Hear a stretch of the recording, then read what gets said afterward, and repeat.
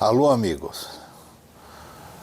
Já fazia algum tempo que estava na expectativa de dar uma resposta e grato que eu estou pela quantidade gigantesca de comentários graciosos. E eu não esperava que tivesse tanta repercussão assim. Então, naqueles dias da última entrevista, eu fiquei de dar mais alguns esclarecimentos a respeito dos sistemas de áudio que coexistiram ao longo de décadas. E, inicialmente, lá nos primórdios, o que predominava eram as válvulas eletrônicas.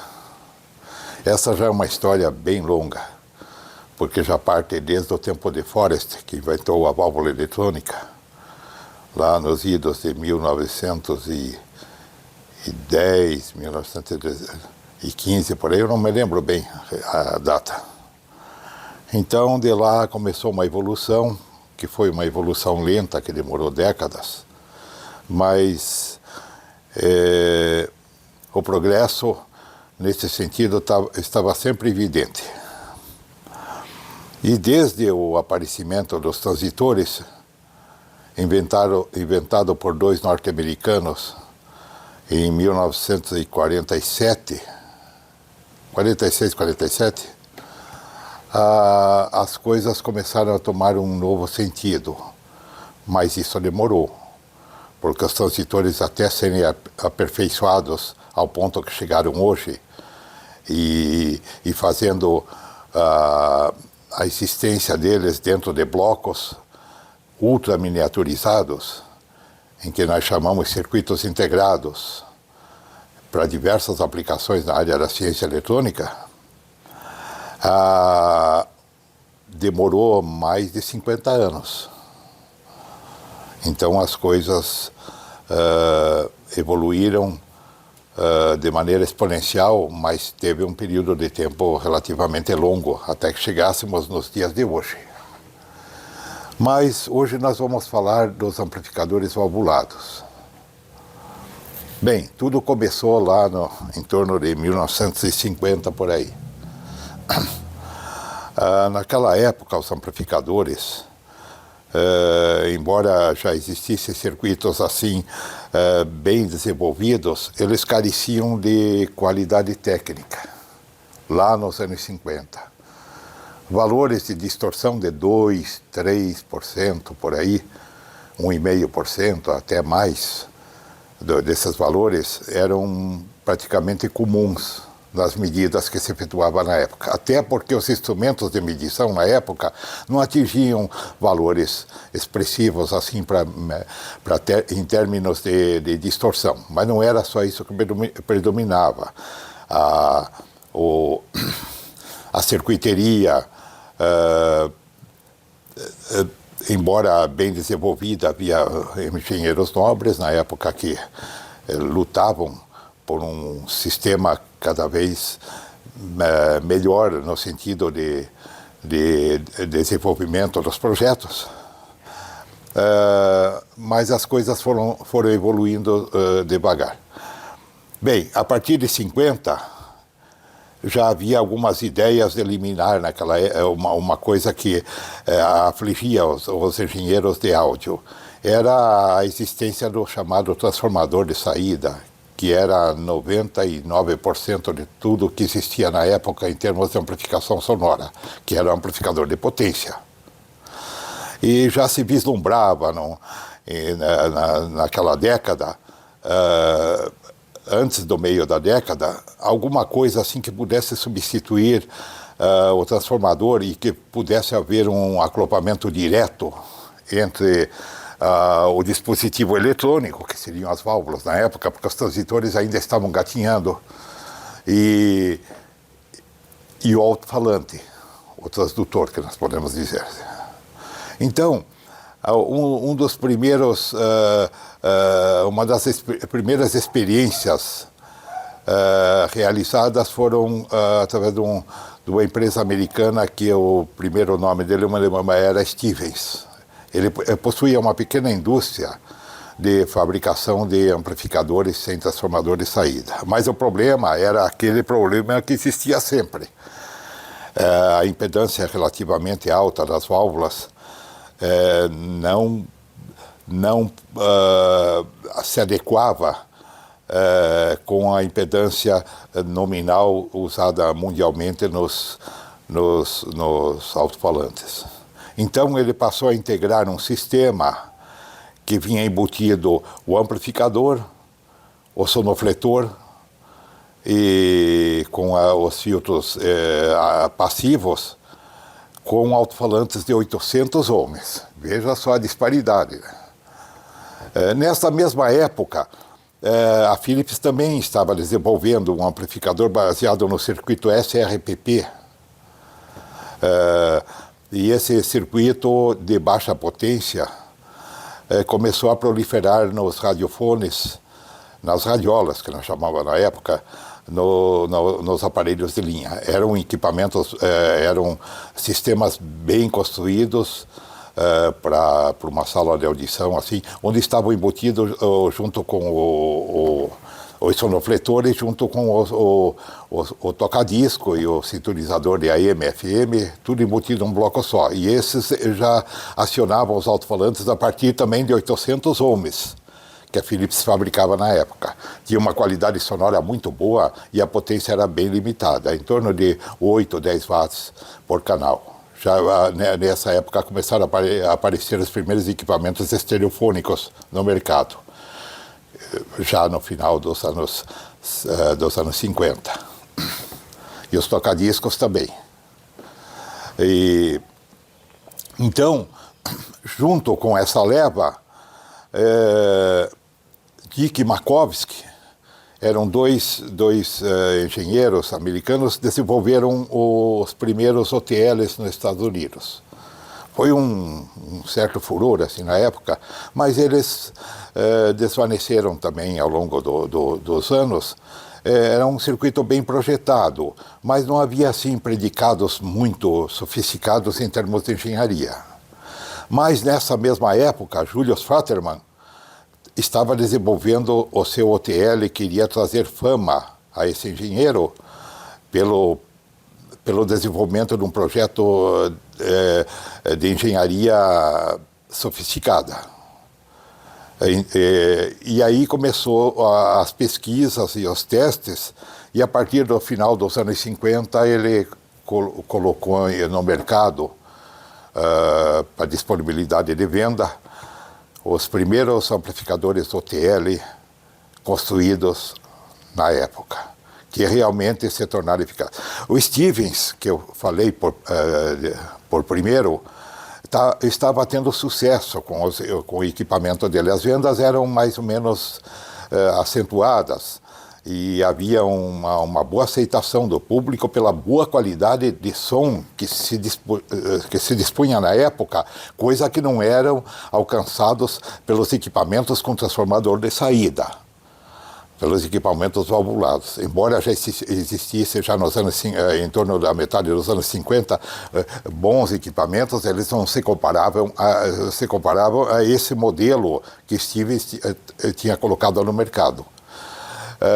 Mas o destino prega peças, e isso é muito triste, porque ele, quando estava começando a ter sucesso na empresa, e as vendas começavam a ser expressivas, ele sofreu um grave acidente automobilístico e faleceu. E isso chocou os funcionários e todos os que estavam se dedicando em cima de alguma coisa realmente evidente, nova. E assim se passou o tempo, me parece, depois eu não tenho mais informações, que essa empresa foi desmantelada por questões também de administração, e quando se perde um líder, a tendência de desvanecer uma empresa é bem grande. dependendo do como estava sendo administrada, como estava sendo levada. Então, daí, nessa época, Julius Futterman estava desenvolvendo o seu projeto. Mas, na mesma época, aqui no Brasil, havia um engenheiro maravilhoso chamado Luiz Antônio Pinto. Ele desenvolveu o primeiro OTL fabricado no Brasil por volta de 57, 58. E foi publicado numa das revistas mensais de publicação aí no Brasil, que circulou por mais de 40, 50 anos. E como as condições na época não favoreciam ainda o ingresso de uma peça tão sofisticada assim, embora ela foi publicada a nível de como é que podemos dizer assim, de orientação, de esclarecimento nessa revista mensal. O projeto era um projeto bem sofisticado. Eu, inclusive, tenho a fotografia da publicação na época, que era em preto e branco ainda, de uma das revistas que foi muito bem conhecida aqui no mercado, era este amplificador aqui.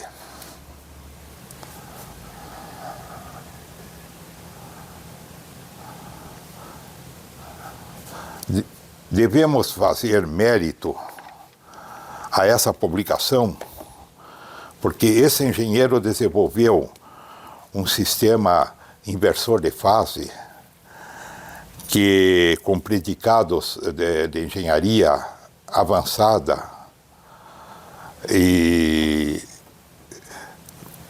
um projeto sabidamente bom, que foi testado pela empresa que publicou o artigo. Esse engenheiro era formado na USP, lá na Universidade Paulista, formado em engenharia elétrica.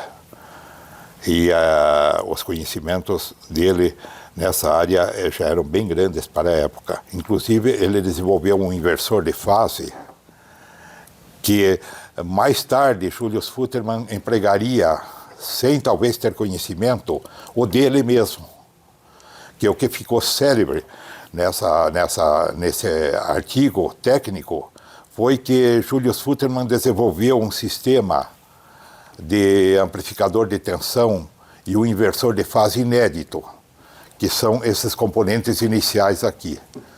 Esse foi o primeiro amplificador de Julius Futterman, desenvolvido nos Estados Unidos e colocado no mercado para venda comercial. Foi um circuito realmente extraordinário para a época, porque ele suplantou todos os equipamentos reprodutores de áudio até aquela época, suplantando praticamente todos os amplificadores existentes até aquele dia. Bem, o circuito inicial dele era assim, desenvolvido através de um amplificador de tensão. Esta válvula aqui, a 6AN8, é uma válvula de dupla característica. Ela tem um pentodo embutido no âmago e um triodo. O pentodo, como é um amplificador de tensão de grande rendimento, foi empregado na etapa inicial.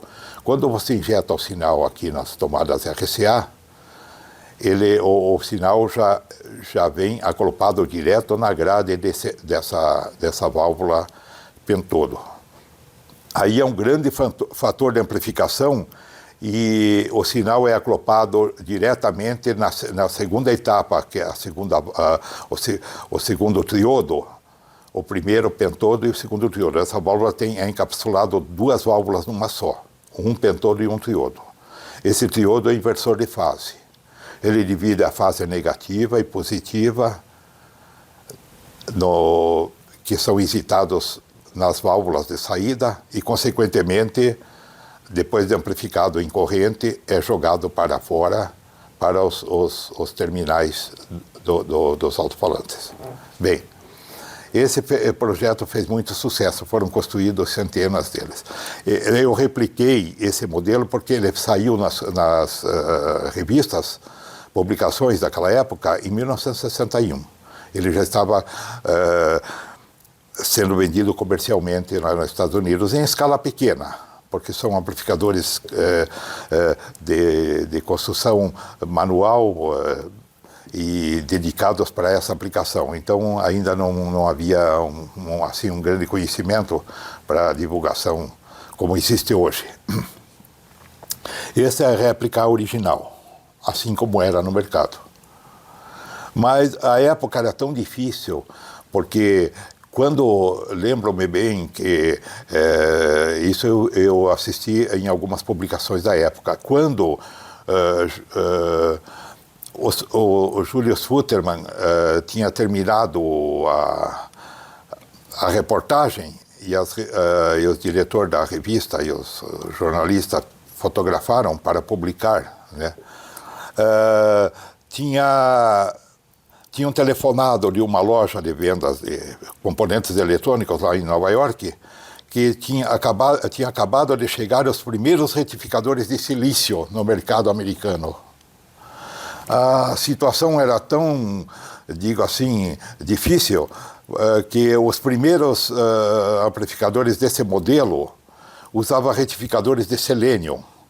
Eram arcaicos, precários e de baixa corrente. Não encontrava-se um retificador de selênio que fosse mais do que 1, 2 amperes, 500 miliamperes, isso nem existia. E se ele existisse, teria que ser de um tamanho desproporcional. Eram volumosos, em forma de disco, outros tinham radiadores quadrados, coisa que hoje, com 1/100º do tamanho, você consegue retificadores de correntes elevadíssimas, nada comparável na época. E daí, como já estava pronta a redação, saiu assim mesmo, com a publicação que saiu nas revistas aí. Modernamente, logo depois dessa publicação, já os outros modelos já vieram embutido os retificadores de silício modernos agora, que perdura até os dias de hoje, entende? Porque foi a melhor coisa disponível que existia desde a invenção até os dias de hoje. E assim ele subsistiu até 1980, daí com projetos novos, com amplificadores de alta potência, alguns chegando até perto de 100 watts por canal, estereofônicos, utilizando novas válvulas e uma circuiteria mais moderna e mais segura e mais confiável. Bem, então essa foi uma réplica do que eu montei naquela época, 1967 e 68. Os primeiros momentos de audição com esse tipo de amplificador, baseado em tudo aquilo que eu conhecia, foi realmente chocante, porque a audição ganhou uma vida nova, algo que eu não pensava que fosse tão superlativo assim em termos de audição. Embora usando o sistema de fonocaptação, ainda primitivos para a época, mas já eram bons. Hoje nós temos cápsulas de toca-discos, inclusive mesas, players de reprodução que são realmente fantásticos, a um preço estratosférico, mas de uma perfeição absoluta.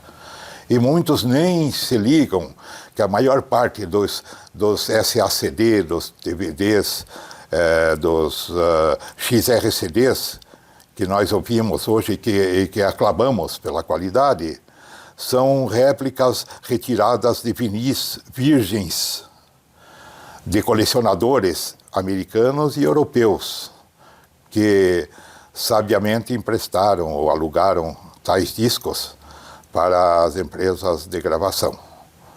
Então, hoje, porque ainda a base do master, teoricamente, baseado em cima da perfeição, estaria em cima do vinil.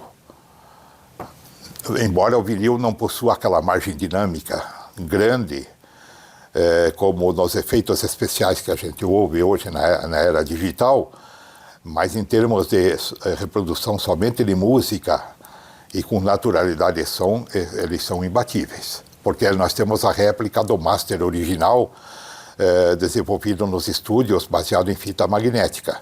Os gravadores dos anos 55, 56, por aí, 55, adquiriram uma qualidade exponencial extraordinária. E assim foram evoluindo, até os anos 70, 80. Depois o ingresso de outras circuiterias mais sofisticadas foram modernizando também os gravadores de estúdio. E daí foram aderindo também, numa época já em 80, no meio da década, começo da década, já na tecnologia digital. Embora ainda a maior parte dos circuitos usavam fita magnética gravado digitalmente. Bem, aí, depois dessa época aqui, houve um período de silêncio, digo assim. Mas a partir do ano 2015, por aí, 2016, como havia um grande estoque de válvulas ainda disponíveis que eu tinha adquirido na época, e como essas válvulas não estavam mais circulando no mercado e não havia interesse de lojistas de tentar adquirir válvulas, porque as fábricas já tinham sido desativado, eu resolvi, com o estoque de válvulas que eu tinha, a iniciar uma construção dos circuitos de OTL. Esses circuitos aqui são baseados em cima da configuração de Julius Futterman, que eu achei a melhor. E é usado nos dias de hoje por engenheiros japoneses, inclusive a Matsushita também trabalhou na época com esses circuitos OTL aqui, que foram desenvolvidos no Japão, e teve boa venda. A venda era esporádica, assim, não era uma venda que acompanhava os circuitos transistorizados, mas na época foi de grande sucesso lá entre eles. E os americanos também. Daí apareceram outras empresas, outras marcas, e assim foram desenvolvendo. Inclusive na Europa tem algumas empresas lá em algumas regiões nórdicas, que ainda eles estão desenvolvendo alguns circuitos para venda comercial. Não vendem muito, vendem pouco, mas sempre pelos aficionados e perfeccionistas é muito procurado. Bem, nessa época, em torno dos anos 50, essas válvulas aqui, 6AS7, já eram válvulas empregadas nas fontes reguladas, nos circuitos verticais de televisão, embora imagine só o tamanho de um televisor utilizando essas válvulas grandes. Aqui o tamanho do chassi, o peso que representava, todo o circuito, todo o chassi, tudo. Então, essas válvulas aqui mais tarde começaram a ser empregadas em áudio. E apareceram algumas fábricas americanas de médio porte que fabricam hoje os amplificadores de potência, de alta potência, utilizando esta válvula aqui. Essa válvula é de produção russa. Existe a similar americana, conhecida como 6080. É uma válvula que tem um bulbo mais fininho e não tem dissipação tão boa como essa aqui, que o bulbo é largo e permite uma dissipação de placa maior. É uma válvula robusta de extrema linearidade. A reta de carga indica, no momento da visualização, uma linearidade fora do comum para esse tipo de válvula. Existem projetos alemães utilizando essa válvula aqui, não sei se ainda estão sendo fabricados, mas há 5 anos atrás ainda existia, de alto custo, utilizando essas válvulas aqui de potência. Mesmo os modelos mais recentes utilizam o transformador de saída, agora já melhorado. Já são transformadores desenvolvidos com uma tecnologia especial, com o conhecimento íntimo que existem hoje nos transformadores de tudo que é tipo. E foram empregados para garantir uma confiabilidade maior nos circuitos derivados do TL. Então, existem projetos alemães de outras comunidades europeias, americanos, e também nessa época mais recente, aí apareceram as válvulas russas também, a 6C33. Era uma válvula utilizada nos sistemas de radares, uma válvula muito sofisticada e muito robusta, empregada nos MiG da época, nos aviões MiG, nos sistemas de radares. Ela tinha que assim ser construída porque para ser martelada pelas emissões de alta frequência e alta corrente dos radares, que são frequências de um espectro de alta densidade, e então o martelamento de alta frequência em cima das placas dessas válvulas exigiam uma robustez fora do comum para esse tipo de dispositivo. E elas foram absorvidas nos circuitos valvulados modernos agora de OTL. Existem bastante configurações usando esta válvula aqui, que também é soviética, 6S7, e a 6C33, que é usada em profusão. Hoje elas são vendidas baratas lá na União Soviética, lá na Rússia, né, que agora é extinta a União Soviética. Mas na época elas foram fabricadas aos milhares, centenas de milhares. E lá no mercado deles, lá são válvulas de fácil aquisição. Bem, eu construí então essa unidade aqui baseado em cima da 6S7. É um amplificador de alta qualidade, usando o circuito, sem transformador de saída. E na configuração da excitação e do inversor de fase, eu uso a mesma válvula empregada por Julius Vaterman, mas agora no inversor de fase eu uso uma válvula especial, uma válvula SC88. Por que ela está sendo usada? Porque ela está funcionando em tandem. Porque pelo seguinte fato, essa válvula produz menos distorção harmônica na inversão de fase, embora a inversão de fase se faça com pouca distorção também, mas essa válvula, em relação ao triodo convencional, é muito melhor. Então, eu passei a utilizar essa válvula aqui e os resultados foram excelentes. É tipicamente OTL, viu? Bem, as outras versões, que eu tenho mais umas duas lá, já é baseada em cima das válvulas da General Electric americanas, A6 e M7. Esses são duplos triodos, mas é só usado o triodo de potência em cada válvula. É diferente dessa aqui, que é duplo triodo, mas é dois triodos de potência, de corrente. Nessas aqui nós temos um triodo de tensão e um de corrente. Então é usado só o de corrente, porque é usado nas saídas. E essa unidade também usa a mesma configuração dessa aqui no inversor de fase, que trouxe melhoramentos em termos de medida melhores do que o sistema. Entendeu? Apesar desse sistema, do modelo original dele, de 61, viu, do Julius Vaterman, esse amplificador exibia menos de 0,1% de distorção em toda a gama de áudio, até o limite da potência, até o nível de ceifamento. O nível de ceifamento chegava em torno de 19 e 20 watts.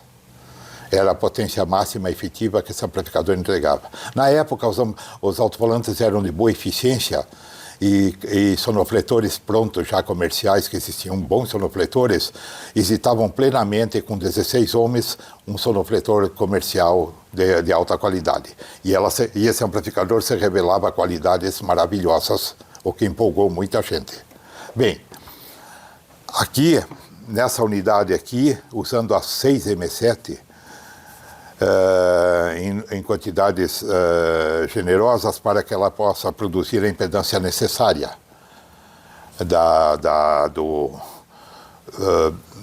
para a excitação e corrente dos alto-falantes. Então, aqui temos a outra unidade, que é praticamente quase igual a essa aqui. Há pequenas variações ali na configuração, na alimentação, mas praticamente a circuiteria é quase a mesma em relação de uma para outra. Então, são coisas que são fatos da época e que hoje predominam também no mercado, de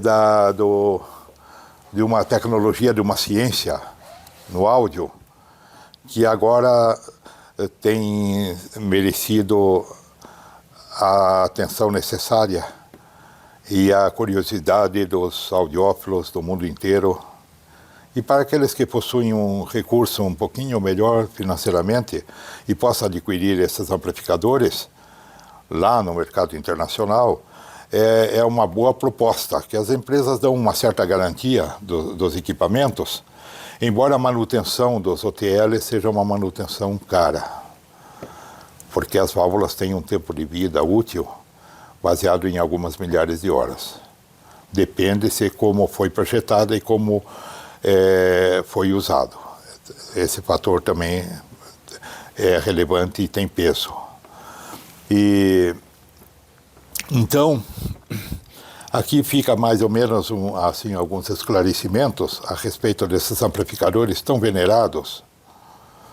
E hoje eles já estão sendo competitivos com os transistorizados. Existe uma leva de amplificadores transistorizados de alta qualidade e grande confiabilidade e longevidade, que estão competindo com os OTLs, embora o OTL ainda prevaleça no sentido de qualidade tonal e transparência de som, porque a tecnologia empregada aqui nessas válvulas é diferente do estado sólido. Embora a finalidade prática de gerar corrente e gerar tensão seja o princípio básico mesmo. Mas os modos de amplificação são diferentes, são diferenciados. Aqui, os eletrodos trabalham dentro do vácuo. E nos transitores trabalham dentro de materiais compostos. Então, isso diferencia o aspecto. Além do mais, as válvulas funcionam com tensões mais elevadas do que os transitores, principalmente as etapas de pré-amplificação. Aqui, só para terem uma ideia, essas pequenas válvulas aqui, elas são alimentadas com uma fonte de alimentação que se aproxima dos 400 volts. Embora na placa e nos respectivos eletrodos essa tensão não chegue lá. Mas acontece tão alta assim.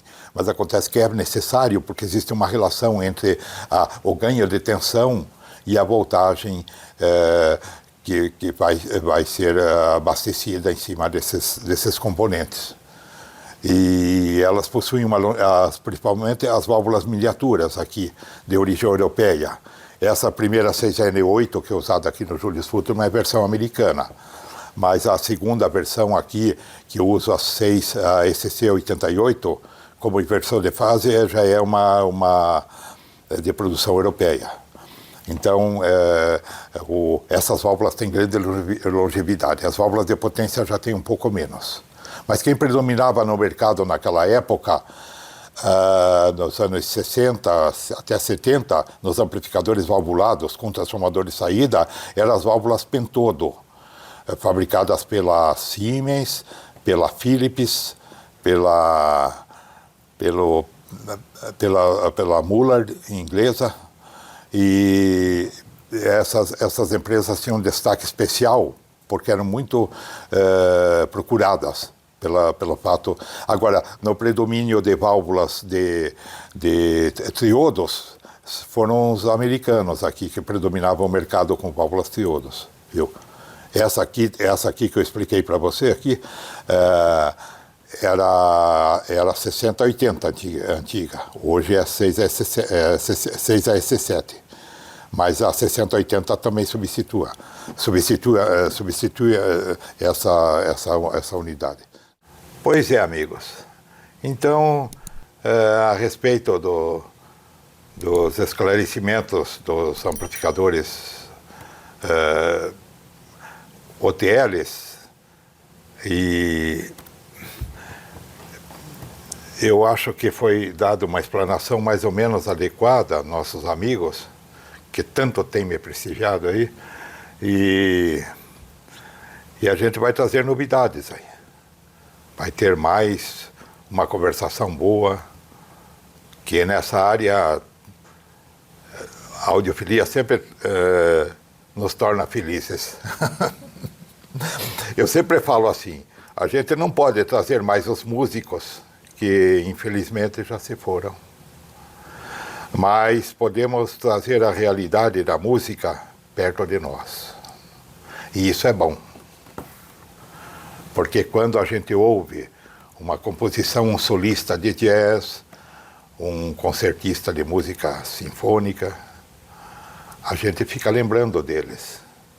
E parece que a presença deles na nossa frente traz uma nova esperança e transforma aquela saudade em alegria. E isso que é importante para todos nós.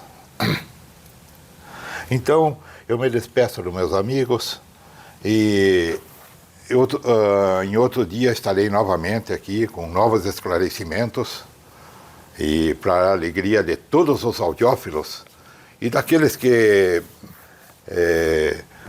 têm me prestigiado e lisonjeados com com os meus esclarecimentos aqui, com os fatos aqui atuais. E então eu me despeço e agradeço a todos vocês e até em breve já estaremos aí novamente. E assim que tiver novidades, já estamos a postos. Boa tarde para vocês, boa noite e até um outro dia. Então.